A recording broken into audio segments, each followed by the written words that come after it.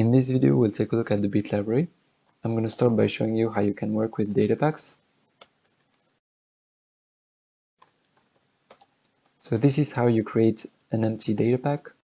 Let's run the script to see exactly what it does.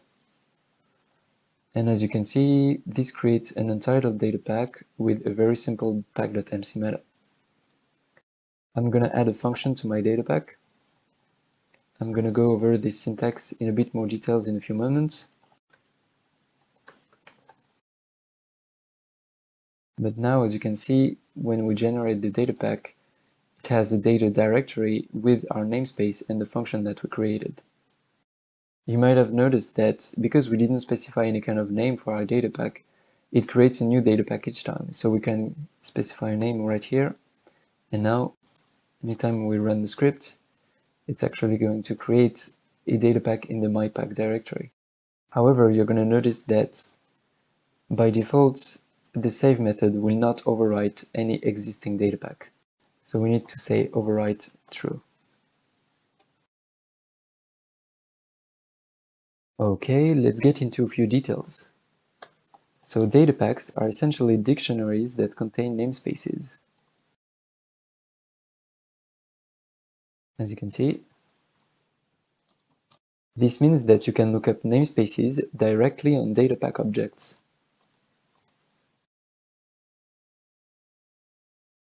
And this also means that you can use data packs as if they were plain Python dictionaries.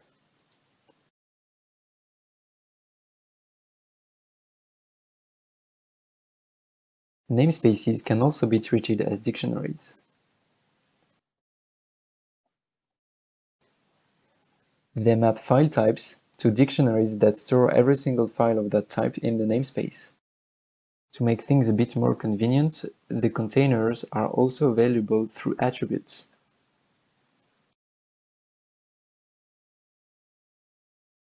So we end up with this kind of structure. We have data packs or resource packs, and then we have namespaces, and inside of which we have containers that hold every single file of a specific type inside of the namespace. But I'm going to show you something pretty cool. You can have access to every single file inside of the data pack without going through the namespaces. You can use the container proxy. And I'm going to show you exactly what that looks like. So on the data pack directly, as you can see, we have access to the functions member, and this is a view that aggregates every single function over every single namespace inside of the data pack. So you can use it as a dictionary as well. And you're going to see that every single entry inside of the dictionary is prefixed with the namespace. Any modification you make through a container proxy will be applied to the containers of the affected namespaces. There's still something that's not quite right, and it's this syntax right here. We've seen that if you try to index into a data pack, you end up with a data pack namespace.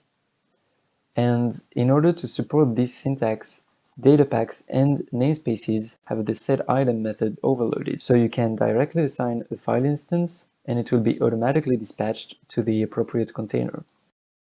And yeah, this works on namespaces too. Okay, so a few more things about all these containers that act like dictionaries. You can merge them together. So here I can take the functions and say I want to merge it with something else. And now we can run the script to see exactly what it does. And this is what makes it possible to merge entire data packs or resource packs together.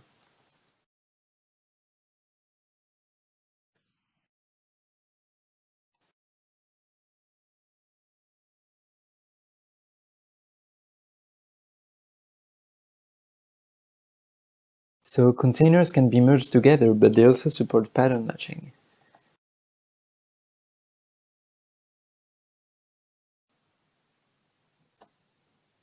As you can see, the match method will return a set of all the keys that match the given pattern. And now I want to show you how you can load data packs and resource packs. You can load data packs by specifying a path.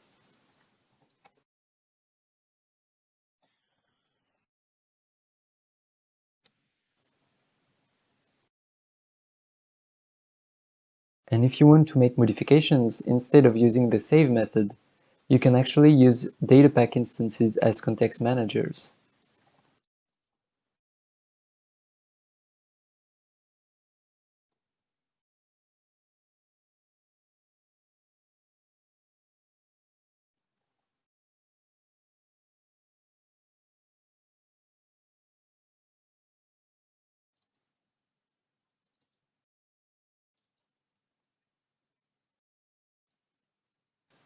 As you can see, we can really easily make bulk modifications to data packs or resource packs.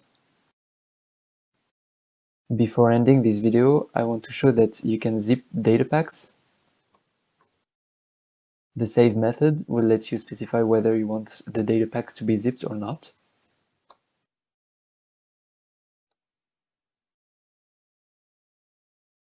You can also specify the path to a zip file when creating a data pack.